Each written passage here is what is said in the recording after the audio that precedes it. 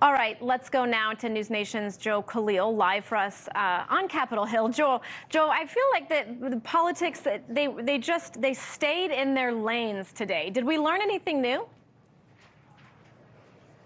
You know, I'm not sure we learned much new, but I can tell you I was a bit surprised. There was actually incoming on Special Counsel Robert Hur from both sides of the aisle. They were both pretty upset. Congressman Ken Buck made the joke that if you're pissing off the left and the right, then maybe Special Counsel Hur is doing something right with his report. That was not a popular opinion in the room, I can tell you. But look, Republicans were upset and Democrats are upset. Hur defended his findings and his report, and he told Republicans who were saying, look, President Trump was given all of these charges, dozens related to classified documents. Joe Biden's recommendation from Hur was no criminal charges. And Hur said, these are very different cases. Clearly, President Biden cooperated. President Trump obviously did not with the investigations here. But he also said you've got to take certain things into account when you make these kinds of decisions. Per his report, he said you got to think about if a jury would look at the evidence. He says, was there evidence that Joe Biden maybe willfully held classified documents? There was some, but was it overwhelming enough to be beyond the shadow of a doubt for a jury?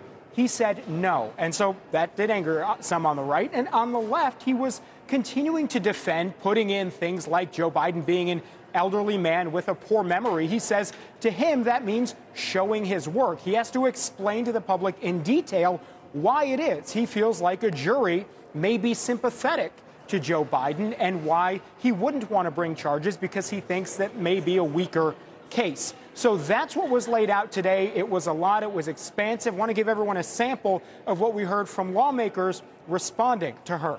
Take a listen. You were not born yesterday. You understood exactly what you were doing.